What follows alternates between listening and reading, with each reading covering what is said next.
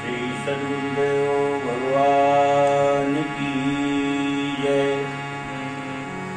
सीताराम सीताराम सीताराम जय सीताराम जय सीताराम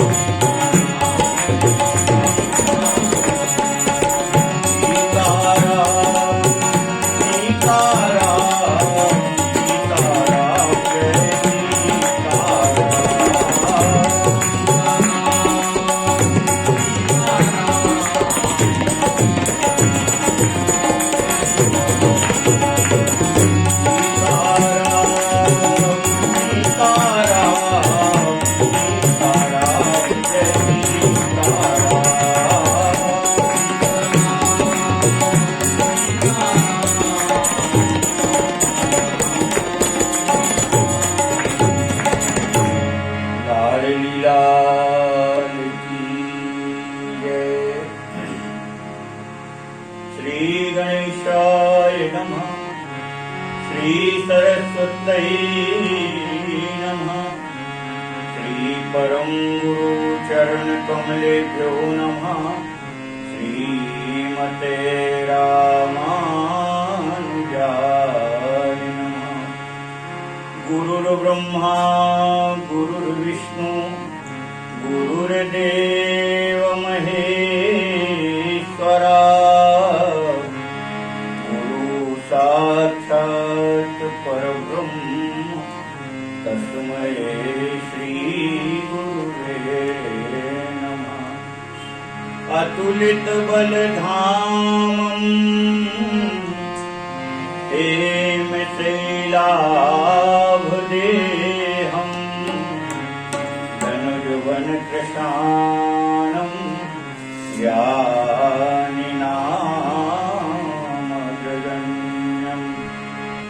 सकलगुणनिधानं वानराणां गीतं रघुपति प्रिय भक्तं वातजातं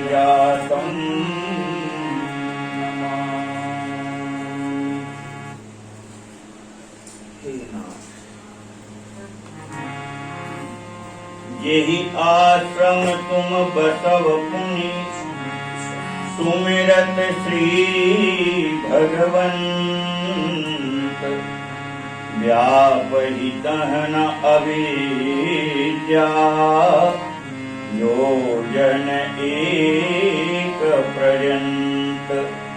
लाली लाल की जय।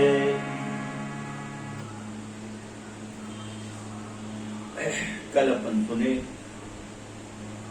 कागसुनी जी को कौआ होने का श्राप दे दिया लोमस ऋषि ने, और जब कौआ बन के उड़ने लगे तो लोमस ऋषि ने वापिस बुलाया और वापिस बुला करके फिर बहुत प्रसन्न होकर के लोमस ऋषि ने आशीर्वाद दिए और वरदान दिए। तो विचित्र विलक्षण विलक्षण वरदान लोमस ऋषि ने और कागभूषण जी को दिए हैं। कल अपन कथा सुन रहे थे। सदा राम प्रिय हो तुम सोगुण भवन अमान। सदा सदा रघुनाथ जी को प्रिय लगो और गुणों के भंडार हो जाओ और अमानी हो जाओ। अब तुम्हें कभी अहंकार नहीं आएगा, विनम्र रहोगे। कामरूप इच्छा मरण ज्ञान विराग निधान। कामरूप यानी मन चाहा स्वरूप तुम बना लोगे। जिसका स्वरूप बनाना चाहोगे वह स्वरूप तुम बना सकते। ऐसा वरदान दिया। और इच्छा मरण, तुम्हारी मृत्यु तब तक नहीं हो सकती जब तक तुम स्वयं न चाहो। जब स्वयं इच्छा करके और चाहोगे तब जाकर के मृत्यु को प्राप्त होगे, नहीं कि तुम्हारी मृत्यु नहीं होगी। और ये वरदान तो कागभूषण जी ने बताए गरुड़ जी महाराज को कि महाराज यहाँ इसी नीलगिरी पर 27 कल्प बीत गए हमें। बीते कल्प 7 अरुबीसा। और ज्ञान और वैराग्य के भंडार हो जाओ। इस प्रकार से विचित्र विचित्र आशीर्वाद दे रहे थे लोमस ऋषि। मन में संतुष्टि नहीं हो रही थी, इसको और क्या दे दें और क्या दे दें और क्या दे दें। तो फिर आगे फिर वरदान दे रहे हैं। बोले यही आश्रम तुम बसव पुनि सुमिरत श्री भगवती। बोले जहां तुम बैठ करके जो भी तुम आश्रम यानी निवास करोगे, जहां बैठ करके निवास करोगे, आश्रम बनाओगे, तो 1 योजन के क्षेत्र में व्यापहि तहिना अविद्या योजन 1। जहां बैठ करके तुम रघुनाथ जी का भजन करोगे, अपना आश्रम अपना निवास बनाओगे, उसके 1 योजन के क्षेत्र में माया नहीं व्यापेगी, मोह माया 1 योजन के क्षेत्र में प्रवेश नहीं करेगी। इसका तात्पर्य क्या हुआ? इसका तात्पर्य है कागभूषुंड जी जहां विराजते हैं तो 1 योजन की जो जगह है वह इस त्रिगुण माया से मुक्त रहती है। ये माया वहां नहीं व्यापती, मोह वहां नहीं रहता, मानो साक्षात वैकुंठ है। वह भूमि मानो साक्षात वैकुंठ है, क्योंकि वैकुंठ में माया नहीं व्यापती, मोह नहीं व्यापता। और कागभूषुंड जी के आश्रम की भी यही स्थिति है। 1 योजन से तो 1 योजन में 4 कोस का 1 योजन होता है ना। और 1 कोस होता 3 किलोमीटर पर, तो 4 कोस में 12 किलोमीटर हुई। 12 किलोमीटर की परिधि में कागभूषुंड जी जहां विराजते हैं तो 12 किलोमीटर की परिधि में माया नहीं व्यापती, मोह नहीं व्याप सकता, मायक गुण वहां प्रवेश नहीं है। इस प्रकार से लोमश ऋषि ने आशीर्वाद दिया और इतनी झड़ी लगा दी है आशीर्वाद की। कह रहे हैं काल कर्म गुण दोष सुभावु, कलयुग महिना व्यापरिकावु।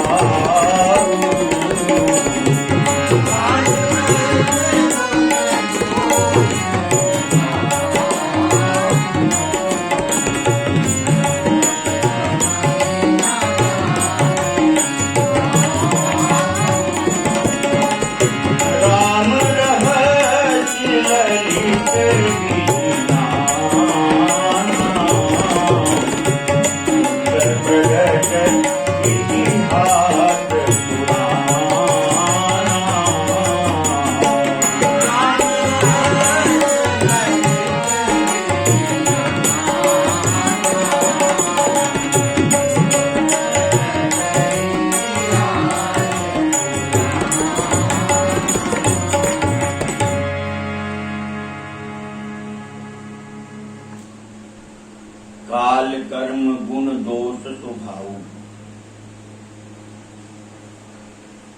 काल के कर्म के गुण और दोष से उत्पन्न और स्वभाव से उत्पन्न जो दुख है, कुछ काल से दुख प्राप्त होता। कहते ना भैया हमारा समय ठीक नहीं चल रहा, तो काल के हो गए ना दुख। कुछ कर्म के होते, जैसा कर्म करेगा वैसा फल देगा भगवान, तो कर्म के फल भी हैं। कुछ गुण और दोष के भी दुख होते हैं। तो परशुराम जी ने तो गुण में भी दुख बता दिया, नहीं बताया? बताया कि नहीं? आज दया दुख दुसह सहावा। बोले आज दया के कारण असहनीय दुख उठाना पड़ा। तो गुण में भी कहीं कहीं दुख होता है और दुख दोष में तो दुख है ही है। और बोले स्वभाव के कारण भी दुख होते हैं। पर कागभूषुंड जी को लोमश ऋषि वरदान दे रहे हैं कि कछु दुख तुम ही न व्यापरिका। इनसे प्रेरित कोई भी दुख तुम्हें दुखी नहीं करेंगे, न काल के, न कर्म के, न गुण दोष के, न स्वभाव के। इन सब दुखों से तुम सदा सदा मुक्त रहो। और आगे का वरदान और विलक्षण दे रहे, कह रहे राम रहस्य ललित विधि नाना। रघुनाथ जी के जो अत्यंत सुंदर चरित्र हैं, तो उन चरित्रों में कुछ ऐसे हैं जो गुप्त हैं, मर्म हैं, है? केवट ने तो कही ना, कही तुम्हार मर्म में जाना। जिन रघुनाथ जी को भगवान शंकर ब्रह्मा विष्णु भी और यह कह करके प्रणाम करते कि प्रभु आपकी माया हम क्या जाने, वो केवट कहता तुम्हारा भेद मर्म हम जानते हैं। तो भक्त पर भगवान बहुत प्रेम बहुत स्नेह करते हैं और इसलिए अपने वह गुप्त रहस्य भी भगवान भक्त को प्रकट कर देते हैं। तो कह रहे हैं ऐसे ऐसे गुप्त चरित्र जो रघुनाथ जी के हैं, गुप्त गुण जो हैं, जो पुराणों में इतिहास में वर्णन नहीं है, वह भी तुम मेरे आशीर्वाद से वह भी जानोगे, और पुराण वेद पुराण शास्त्रों में जो वर्णित है वह तो जानोगे। जो वेद पुराण शास्त्रों में वर्णित है, प्रचलन में जो सभी जानते हैं वह तो तुम जानोगे, परंतु जो कोई नहीं जानता है, ऐसे गुप्त रहस्य, ऐसे गुप्त मर्म रघुनाथ जी के, ऐसे उनके गुण, वह सब तुम कह रहे बिन श्रम तुम जानव सब सो।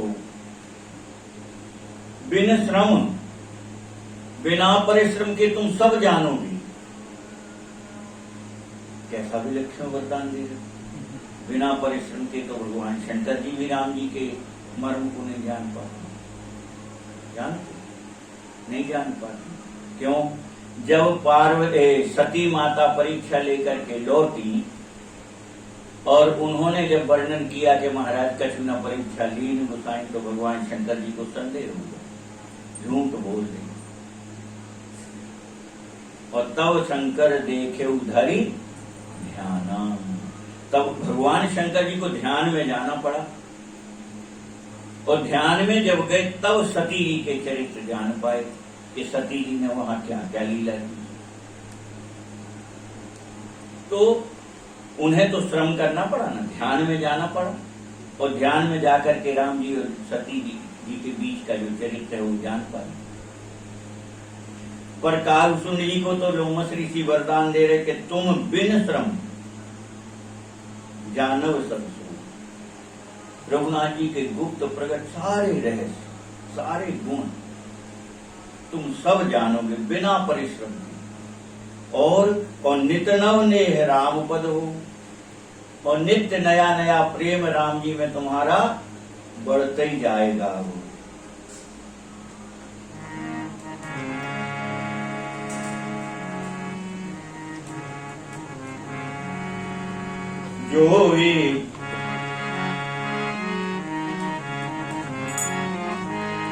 जो इच्छा करी हो मन मानी, जो इच्छा करी हो हरि प्रसाद करू लवनानी।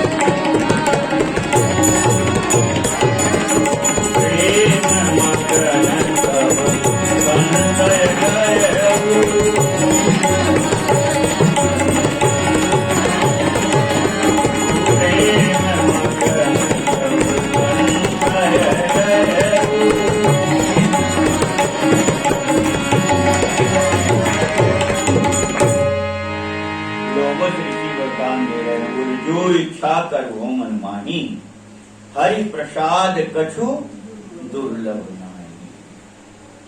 और क्या रहेगा? बोले तुम जो भी इच्छा करोगे, अब कोई सीमा नहीं रखी, नहीं, अब तुम जो भी इच्छा करोगे, भगवान की कृपा से तुम्हें कुछ भी दुर्लभ नहीं है। ऐसा विलक्षण वरदान। और सुन मुनि आशीष सुन मति। ऐसे विलक्षण आशीर्वाद को सुनकर के धीर बुद्धि वाले कागसुंद जी प्रसन्न हुए कि वाह, ऐसे विलक्षण वरदान दे रहे जो इनकी सामर्थ्य में नहीं है। और तब कागसुंद जी ने जब विचार किया कि ऐसे दुर्लभ वरदान देते जा रहे हैं जो इनके बस के नहीं है, वो वरदान कहते जा रहे, तो तुरंत ब्रह्म की आकाशवाणी हुई। ब्रह्म गिरा भई गगन गंभीरा, ब्रह्म की गंभीर आकाशवाणी हुई। एव मस्तु तव बच मुनि ज्ञान। बोले जो जो वरदान ज्ञानी ऋषि लोमस जी ने तुम्हें दिए हैं वो सब ऐसा ही होगा। एवं मस्तु, ऐसे ही होगा, सत्य होगा। और यह मम भगत कर्म मन वाणी, और यह कर्म मन और वाणी से मेरा भक्त होगा। इस प्रकार से आकाशवाणी, मन से, वाणी से, क्रिया से तुम हमारे भक्त बने, ऐसी आकाशवाणी। और इसीलिए जो लीला आप सुनाए हैं, लीला कौन सी सुनाए हैं आप? भगवान के राम जी के साथ बाल लीला में जो लीला हुई ना, तो वो लीला कब हुई? इन वरदान के बाद हुई ना। ये जो वरदान मिल रहे हैं ये उस लीला के पहले मिले हैं। तब ना सप्तावरण भेद कर चले गए, ब्रह्मांडे फोड़ के निकल गए, और फिर पेट में गए तो अनंत ब्रह्मांडों में कल्पों तक घूमते रहे। 100 कल्प तक घूमे।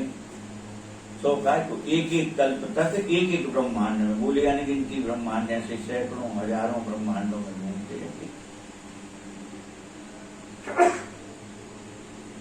तो ऐसा विचित्र वरदान जो है, यह भगवान ने आकाशवाणी करके कहा कि ये सब सत्य होगा, चिंता मत करो, जो जो इन्होंने वरदान दिए वो सब सत्य होंगे। तो सुनि नभ गिरा हर्ष मोहि बलियु। जब ब्रह्म की आकाशवाणी हो गई ऐसी, तब तो मैं आनंद से भर गया। और जो मेरा संशय था, हमें संदेह हो रहा था कि भाई इनके बस की है ही नहीं, और है नहीं यहाँ जेब में, न खजाने में, न लाकर में 50 लाख, और कह रहे कि हम तुम्हें 10 करोड़ दिए। 10 करोड़ भर है नहीं है, तुमने 10 करोड़ कहां से दे दोगी? चिंता मत करो, मैंने तुम्हें 10 करोड़ दिए। तो सामने वाला विचार करेगा कि नहीं, 1 करोड़ भर तो खुद के पास नहीं, और ये हमको कह रहे 10 करोड़ दिए, तो संदेह हो जाएगा। ऐसे दुर्लभ वरदान दे रहे थे जो संसार में किसी को मिले ही नहीं, कभी किसी ने दिए ही नहीं ऐसे दुर्लभ वरदान। ऐसे वरदान देते जा रहे थे। और तब कागसुंद जी विचार करने लगे। सुन मुनि आशीष और सुनो मति धीरा। वह आशीर्वाद सुनकर के धीर बुद्धि वाले कागसुंद जी को लगा कि कैसे वरदान देते जा रहे हैं, ये तो इनकी सामर्थ्य में भी नहीं। और तब ब्रह्म की आकाशवाणी ने कागसुंद जी को संतुष्ट किया। तो प्रेम मगन सब संशय गए। जो मन में शंका उठ रही थी वो सारा संदेह कागसुंद जी का चला गया।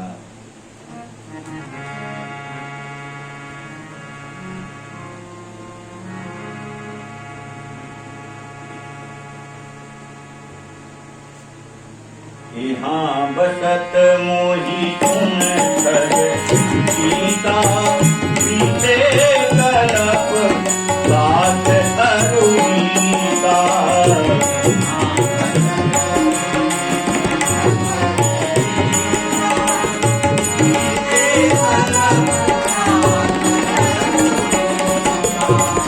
करऊं सदा रघुपति गुण गाना, सादर सुनहि विहंग सुजाना।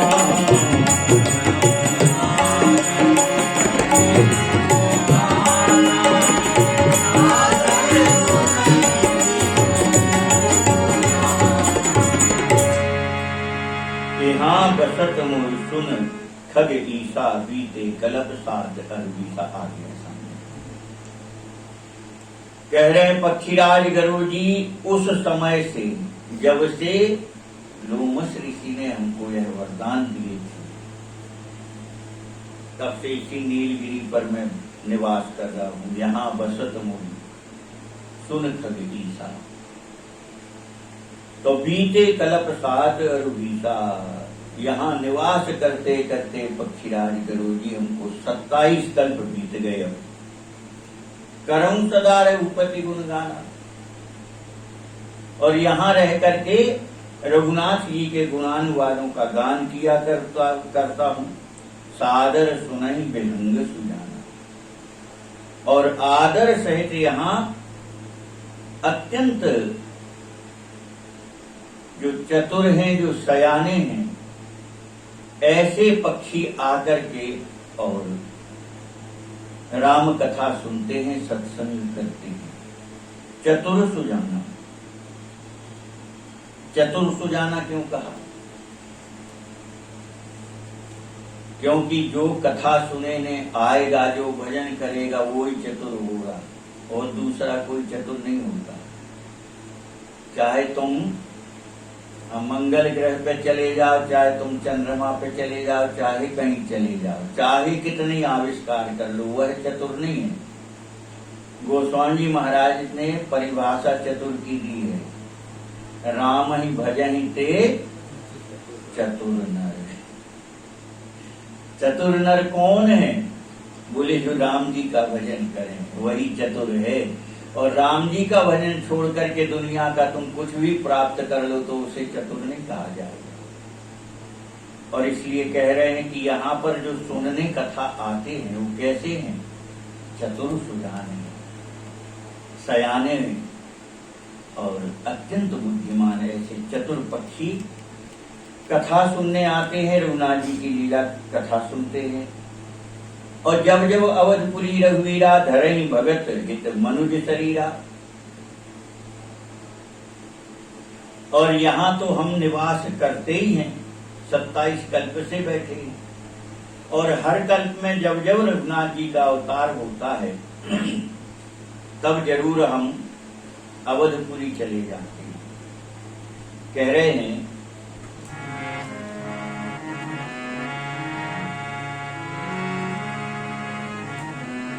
तब तब राम तब तब जाय रामपुर रहूं, शिशु लीला बिनों की सुख लहूं।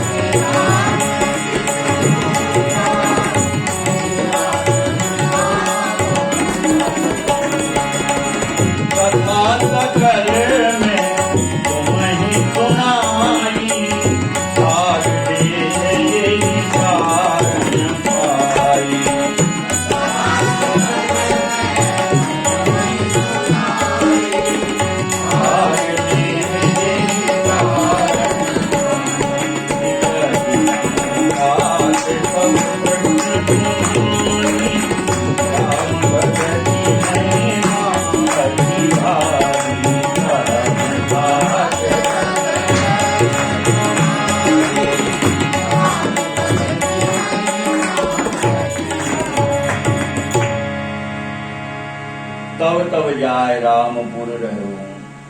जब जब अवधपुरी में रघुनाथ जी का अवतार होता है तब तब मैं अवधपुरी जाकर के और रघुनाथ जी की वह बाल लीला का सुख लिया करता हूँ, दर्शन करता हूँ और उनकी लीला में सम्मिलित रहता हूँ, यानी साथ में राम जी के साथ में हम खेलते भी हैं उस समय। पुनि और राखी राम शिशु रूपा। और कब तक खेलते हैं? जब तक महलों में ठाकुर जी रहते हैं। तात्पर्य, जब तक बड़े होकर के चल फिर करके महल के बाहर नहीं निकलते तब तक। घुटुरवन चलते हैं और सहारा लेकर के भी चलने लगते हैं तब तक लीला में सम्मिलित रहते हैं। और जैसे ही फिर महल से बाहर जाके खेलने लगते हैं तो फिर हम ठाकुर जी से विदा होकर के और निज आश्रम आवो खग भूपा। हे पक्षीराज गुरु जी, फिर मैं अपने इस आश्रम में लौट आता हूँ। कथा सकल में तुम्हें सुनाई, तो वह सारी कथा हमने आपको पहले ही सुना दी कि कैसे रघुनाथ जी के साथ बाल लीला में सम्मिलित रहता हूँ और फिर बाल लीला समाप्त होने पर मैं लौट करके नीलगिरी पर आ जाता हूँ। यह कथा हमने आपको पहले ही सुनाई दी थी। और अब आपने पूछा था कि ये कौआ शरीर कैसे मिला, तो काग देह जेहि कारण पाई, किस कारण से मुझे कौआ का शरीर मिला था, तो यह कथा भी हमने आपको सुना दी। आपका प्रश्न था, कहूं तात सब प्रश्न तुम्हारी। आपने जितने प्रश्न किए थे, आपने कहा कौआ शरीर क्यों मिला, तो हमने वह आपके प्रश्न का उत्तर भी दे दिया। राम भगति महिमा अति भारी। काग सुन जी कह रहे हैं, पक्षीराज गुरु जी, राम जी के महिमा का प्रभाव जो है, महिमा जो है, वो असीम है। जैसे राम जी असीम है, ऐसे उनकी महिमा असीम है, कोई सीमा में नहीं बांधी जा सकती। कभी भी कोई बात ऐसी नहीं हो सकती लोग कहने लगे कि अरे भगवान लो नहीं कर सका, तो मूर्ख है वो जो ऐसा कहते हैं। फिर भगवान काय का? भगवान तो वही है जिसके सामने कोई काम असंभव है ही नहीं। वो पानी में आग लगाना चाहे तो पानी में आग लगा दे, वो आग में शीतलता प्रदान करना चाहे तो वो आग में शीतलता दे दे, वह भगवान होता है। तो कह रहे जैसे असीम है भगवान, भगवान की कोई सीमा नहीं है, आदि अंत से रहते हैं, ऐसे ही उनकी महिमा भी असीम है, कोई सीमा में नहीं बांध सकता है। जो प्रेमी भक्त होते हैं वो जैसा भगवान के प्रति भाव बनाते हैं, तो इसका तात्पर्य है कि कभी न कभी किसी अवतार में भगवान ने वह लीला की होगी, तब उसके चित्त में आई। अच्छा मान लो नहीं की होगी तो, और चित्त में आ गई तो, कोई लीला नहीं की और भक्त के चित्त में आ गया, तो हम आपके जैसे लोगों की बात नहीं हो रही है। नहीं, जो सिद्ध अवस्था के कल आप सुने थे, जो काम क्रोध लोभ मोह से मुक्त हैं, और ऐसे भक्त जो हैं वह जब इस प्रकार से ध्यान में मन में अपने चिंतन में कोई लीला देखते हैं, तो आज तक अगर भगवान ने नहीं की है तो आगे अवतार लेने पर ठाकुर जी फिर उस लीला को करते हैं। क्यों? उनके प्रेमी भक्त की इच्छा है कि नहीं मेरे ठाकुर जी ऐसे, मेरे ठाकुर जी ने फिर ऐसा किया, तो भगवान फिर नहीं किए तो करेंगे, और नहीं तो कहीं ना कहीं किसी कल्प में हुई होगी। इस प्रकार से ही भक्त के भाव के अनुरूप ठाकुर जी लीला करते हैं।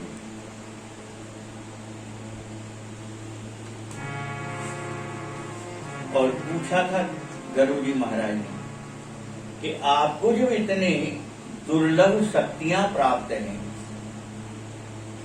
तो फिर इस कौआ शरीर में इतना मोह ममता आपको क्यों? आप इसको छोड़ के दूसरा शरीर क्यों नहीं धारण करते? ये प्रश्न किया था काल गुरु जी ने। तो अब उस प्रश्न का उत्तर दे रहे।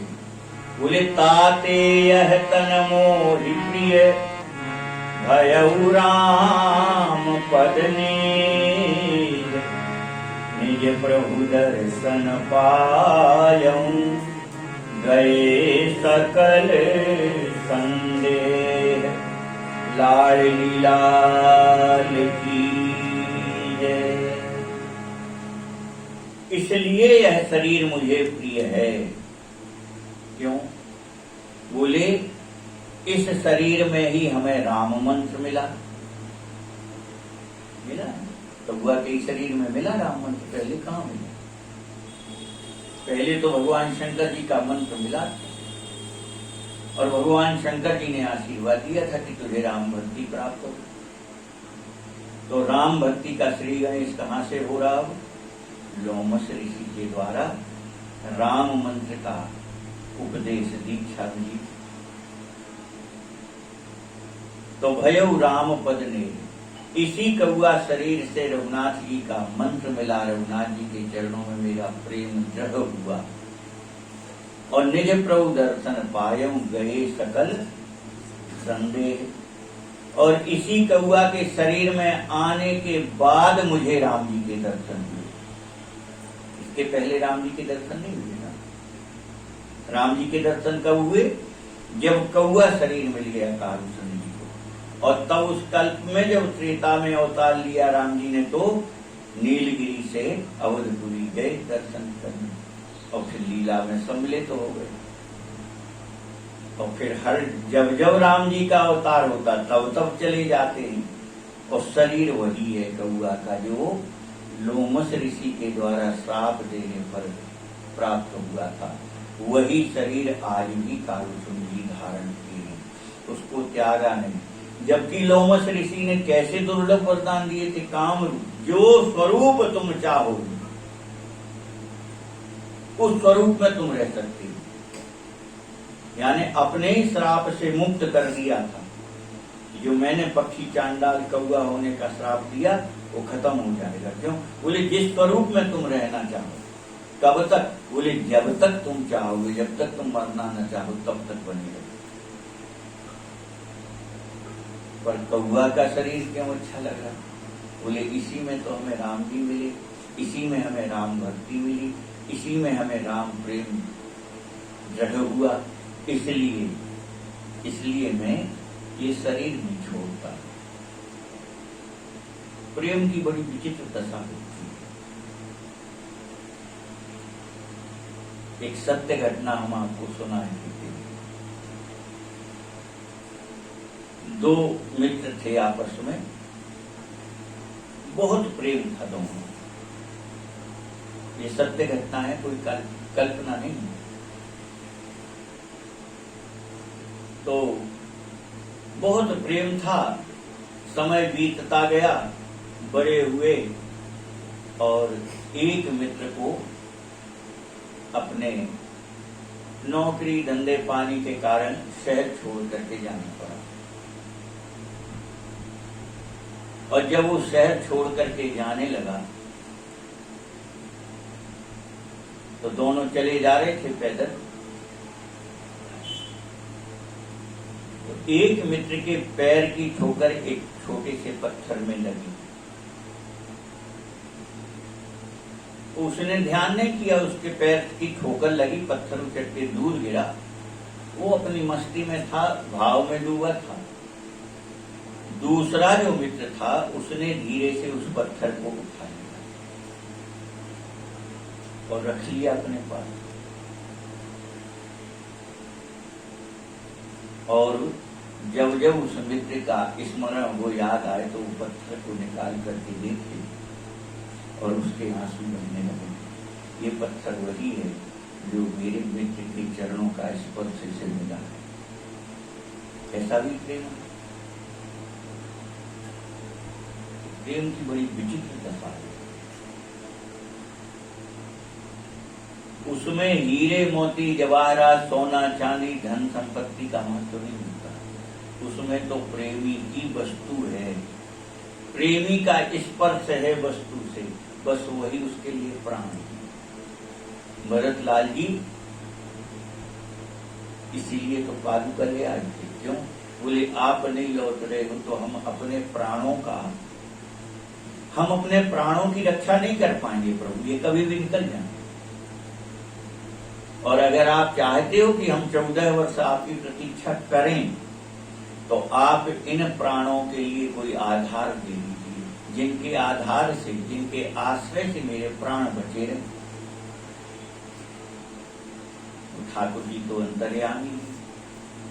भरत लाल जी चित्रकूट में प्रवेश करते समय निश्चय ही कर लिए थे कि राम जी अगर नहीं मिलेंगे तो कोई बात नहीं, राम जी अगर इस वन को छोड़ के अन्य वन में चले गए होंगे तो भी कोई बात नहीं। क्यों?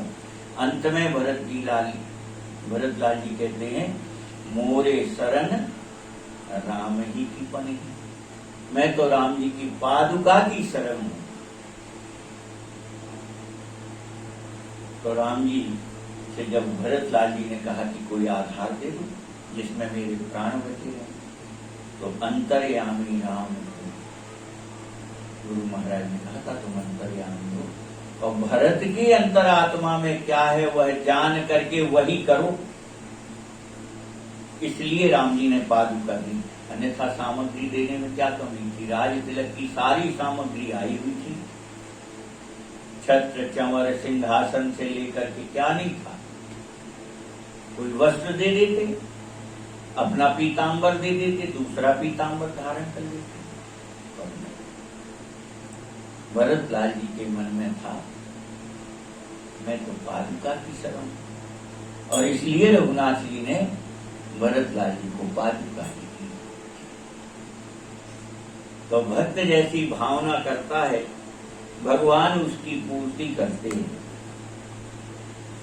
और वह वस्तु भक्त को बहुत प्रिय लगती है जो प्रीतम से स्पर्श से भरत में प्राप्त हुई हो, वह बहुत प्रिय लगती। इसलिए कालभूषण जी ने वो कौआ शरीर नहीं छोड़ा, कह रहे इसलिए 27 कल्प से इसी शरीर में कभी छोड़ने की इच्छा दूर, कल्पना भी नहीं करता हूं, मुझे ये शरीर बहुत प्रिय लगता है। भगति पक्ष हठ कर रहे हूँ दीन महाऋषि मुनि दुर्लभ वर पायऊ देखेऊ भजन प्रताप लाडली लाल की। मैं हठपूर्वक भक्ति के पक्ष को पकड़ करके डटा रहा, दृढ़ता पूर्वक अडिग होकर के बैठा रहा, मैंने भक्ति का पक्ष नहीं छोड़ा, हठपूर्वक भक्ति का पक्ष रखा मैंने। और मेरे हठपूर्वक भक्ति का पक्ष रखने पर ही महामुनि लोमस ऋषि ने मुझे श्राप दिया, दीन महर्षि श्राप। तो श्राप भले ही दिया कि कौआ हो जा, पर उसके पीछे फिर वरदान कितने दिए? तो कह रहे मुनि दुर्लभ वर पायु देखूं भजन प्रताप। बड़े बड़े साधक ऋषि मुनियों को आज तक ऐसे वरदान नहीं मिले जैसे दुर्लभ वरदान उन लोमस ऋषि की कृपा से मुझे प्राप्त हुए। तो ये क्यों प्राप्त हुए? अरे भक्ति की दृढ़ता से ही तो हुए। अगर हम भक्ति को हठपूर्वक अडिग होकर के ना पकड़ते तो ये वरदान मिलते क्या? तो वरदान के ही साथ ही कौआ शरीर भी मिला हुआ है, तो इससे भी मुझे बहुत प्रेम है। इसी शरीर में तो इतने दुर्लभ वरदान पाए। तो ये सब ये रघुनाथ जी के भजन का प्रताप है। मुझे ऐसे दुर्लभ वरदान मिले जो बड़े बड़े ऋषि मुनि साधकों को आज तक नहीं मिले, आज भी नहीं मिले, आज तक मिले क्या? किसी को नहीं मिले ऐसे वरदान जैसे कालभूषण जी को मिले। भगवान शंकर ब्रह्मा विष्णु भी ब्रह्मांड से बाहर नहीं जा सकते, उनकी सीमा है, ब्रह्मांड में ही रहना पड़ेगा। पर कालभूषण जी ब्रह्मांड फोड़ करके निकल जाते हैं, अनंत ब्रह्मांडों में भ्रमण करते हैं। ऐसी विलक्षण शक्ति रघुनाथ जी के भजन की दृढ़ता से ही तो कालभूषण जी को मिले। कह रहे कि उसी दृढ़ता से तो मुझे ये सब मिले।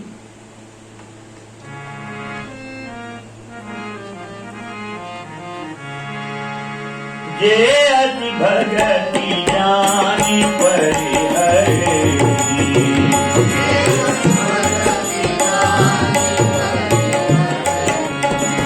केवल ज्ञान हेतु श्रम करहि,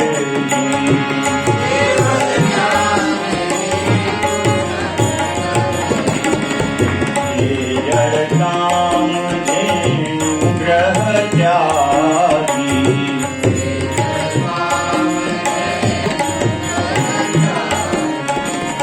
खोजत आप फिरहि पय लागी,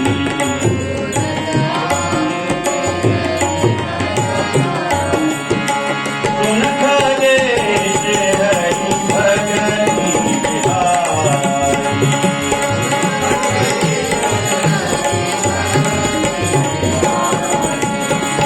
ये तुकी चाहनि मान पाई,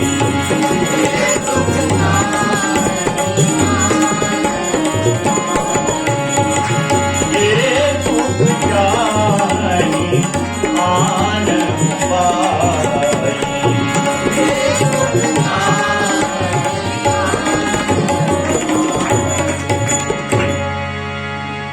ये अति भगति जानी परिहरि। कागसुन जी कह रहे हैं पक्षीराज गरुड़ जी रघुनाथ जी की ऐसी महिमा को जानने के बाद भी और जो भगवान का भजन छोड़ देता है, भक्ति करना छोड़ देता है, वो तो उसके हाथ कुछ नहीं लगता। क्यों?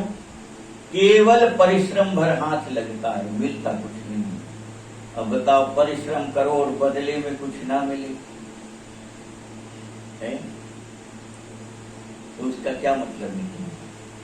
सवेरे से दिन भर आपसे ईंटें ढुलवाएं, गड्ढा खुदवाएं, मट्टी खुदवाएं और संजा को तुमसे कह देंगे अब जा, मजदूरी ना मिले तो ऐसा कोई काम कौन कहेगा कि भाई बहुत चतुर हो, बड़े बुद्धिमान कहेगा? मूर्ख ही कहेगा। फालतू का श्रम करता है, कुछ मिलता जुलता वहां से है नहीं। तो कह रहे हैं जे सुख जे असि भगति जान परिहरि, केवल ज्ञान हेतु श्रम करहि, ते जड़ काम धेनु गृह त्यागी। वो जड़ बुद्धि है, मूर्ख है, जो केवल ज्ञान और अन्य साधन में लगे रहते हैं। मूर्ख ज्ञान को कोई छोटा नहीं कहा जा रहा, ज्ञान की कोई निंदा नहीं की जा रही नहीं, पर केवल ज्ञान के लिए जो श्रम करे तो वह चतुर नहीं है, वह तो मूर्ख है। स्वयं गुरु महाराज वशिष्ठ जी ने कहा, योग कुयोग ज्ञान अज्ञान, ऐसा योग जिसमें राम प्रेम की प्रधानता ना हो कुयोग है, ऐसा ज्ञान जिसमें राम जी के प्रेम की प्रधानता ना हो तो वो अज्ञान है। तो राम जी के प्रेम की प्रधानता ना हो, भक्ति ना हो और ज्ञान भर में ही लगा रहे तो बोले वो तो मूर्ख है। कैसे मूर्ख है? बोले तेज अर काम धेनु गृह त्यागी, और खोजत आग फिर पै लागी। घर में काम धेनु गाय बंधी हो और कटोरा लेकर के निकल जाए और गांव में लोगों से पूछे, काय भैया तुमने आक, जिसको अकौआ कहते हैं अपने यहाँ बुंदेलखंड में अकौआ कहते हैं, उसी को मदार कहते हैं, उसी को आक कहते हैं। उसका दूध बहुत जहरीला होता है, आंख में लग जाए तो रोशनी चली जाती, ऐसा लोग कहते हैं। तो वो कटोरा लेकर के और गांव में पूछे कि भैया मदार का पेड़ कहाँ लगा, आक का पेड़ कहाँ लगा? क्यों? बोले दूध चाहिए था और घर में कामधेनु गैया बंधी, और दूध खोए गाय का आग का, अकौआ का, तो उससे बड़ा मूर्ख संसार में कौन है? तेज काम धेनु ग्रह त्याग, काम धेनु गैया को छोड़ करके। और तो अभी कहने सुनने में तो अच्छी लगती है, पर जीवन में आचरण में बहुत कठिन है, नहीं होगी। हम आप क्या इससे बचे हैं? क्या इससे हम आप बचे हैं क्या? बढ़िया 2 घंटे सत्संग कर लो, सवेरे से 2 घंटे पूजा कर लो, पाठ कर लो, सब कर लो, परंतु उसके बाद जैसे ही उठते तो तत्काल लग जाते, उसमें पैसा चाहे, वो पैसा दे दे तो, और उन्हें तो बहुत विनाश है, ब्याज तक नहीं दो, तो क्या खोजने लगे? क्या खोजने लगे? अकौए का दूध नहीं खोजने लगे। तो हम आप सबकी दशा तो है। कागसुन जी कह रहे हैं, सुन खग हरि भगति बिहाई, जे सुख चाहनि आन पाई। पक्षीराज गुरु जी, ऐसे लोग जो अन्य अन्य साधन करके और सुख चाह रहे हैं, अन्य साधन करके सुख की आशा में लगे हुए हैं, ये धंधा करेंगे तो सुखी हो जाएंगे, वो नौकरी मिल जाएगी तो सुखी हो जाएंगे, ये जमीन खरीद लेंगे तो सुखी हो जाएंगे, ये वाला मकान मिल जाएगा तो सुखी हो जाएंगे। बोले वो केवल मूर्खता में डूब करके ये सब कर रहे हैं। सुख की चाहत है और जो साधन जुटा रहे वो सब दुख के जुटा रहे हैं। तो 63 महासिंधु बिन तरनी, पैर पार चाहे जर करनी। 63 महासिंधु बिन तरनी, ऐसा विचार करने वाले, भजन छोड़ करके जो संसार से सुख की आशा लगाए हैं, बिना भजन के सुखी हो ही नहीं सकता जी। पर सुख कहाँ तलाशता है? संसार के अन्य साधन में तलाशता है। तो कह रहे हैं वह तो ऐसा समझो कि बिना कोई नाव या बेड़ा के और कोई समुद्र पार करना चाहे कि हम समुद्र पार करें, और नाव या बेड़ा ना हो और कहे नहीं हम तो समुद्र पार करेंगे, वो कूद जाए समुद्र में, तो क्या जीवित लौटेगा? क्या जीवित रहेगा? तो मर नहीं है उसको। तो कह रहे ऐसे ही है, पैर पार चाहे जय करनी। जो समुद्र को तैर करके पार करने का विचार करे, वो उससे बड़ा मूर्ख कौन होगा? बड़ी नदी हो तो बड़े बड़े तैराक उसको पार नहीं कर पाते। समुद्र में कूद करके कोई समुद्र को पार करना चाहे, उससे बड़ा मूर्ख तो कोई होगा ही नहीं। कागसुन जी कह रहे हैं, पक्षीराज गुरु जी, सुनि भुसुंडी के वचन भवानी,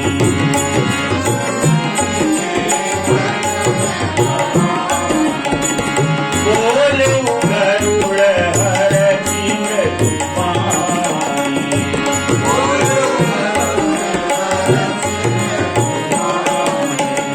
तब प्रसाद प्रभु मम पुरमानी।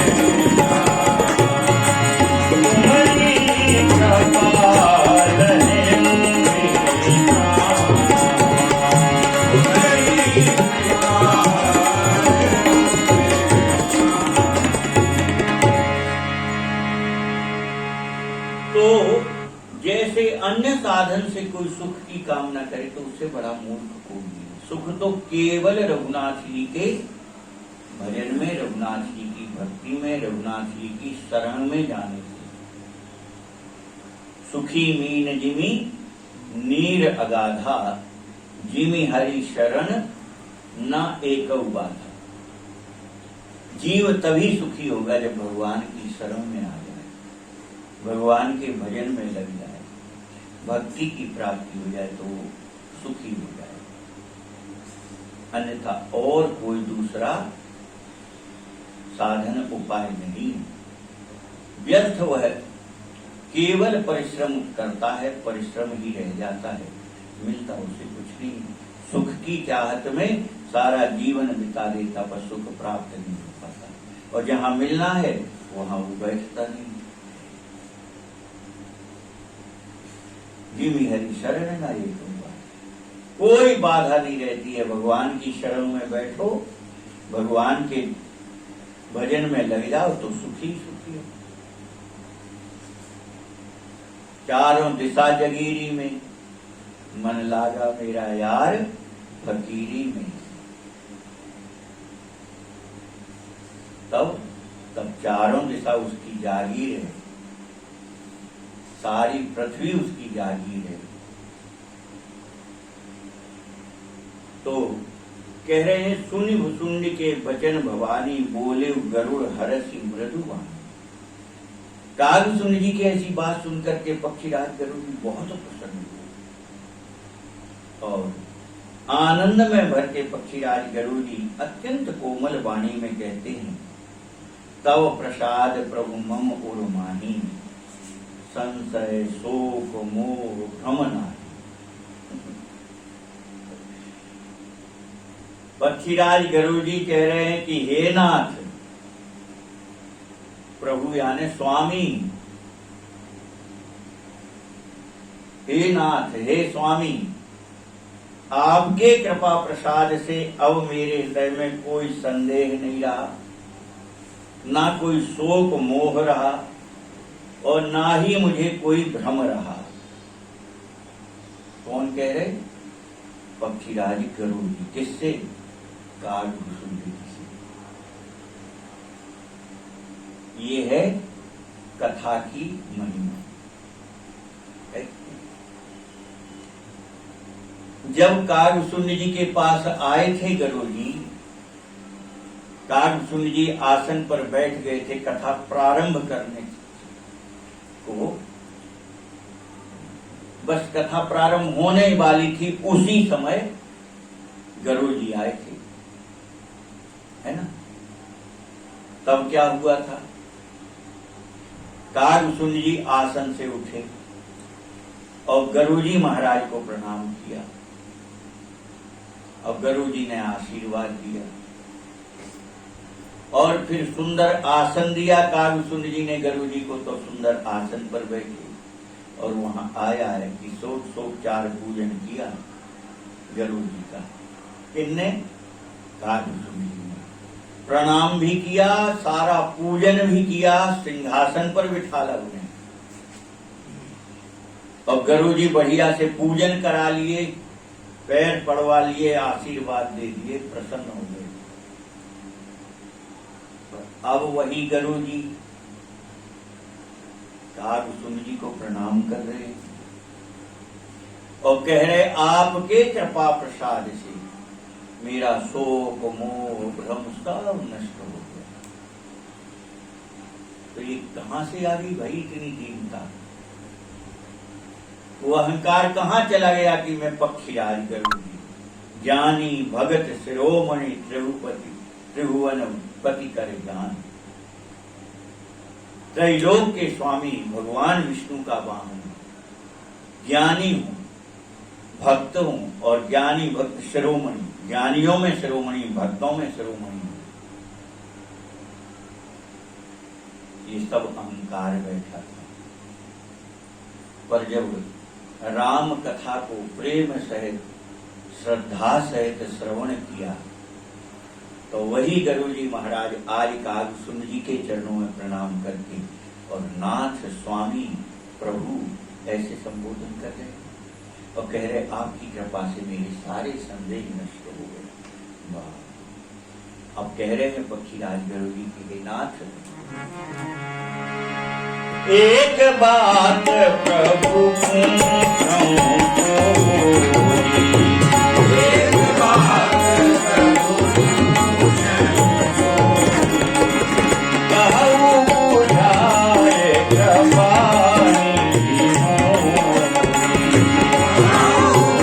संत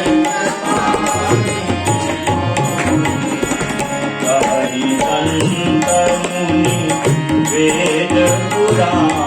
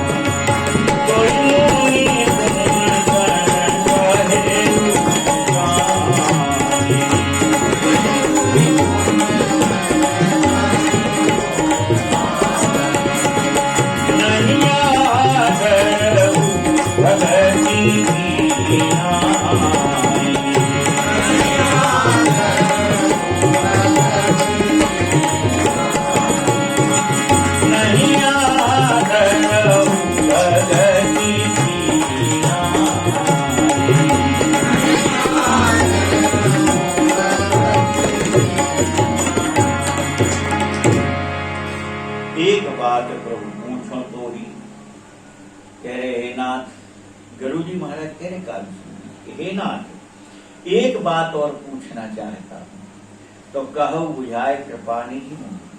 हे कृपालु, हे कृपा के समुद्र, वह भी मुझको समझा दीजिए, कौन सी बात पूछना चाहते हो।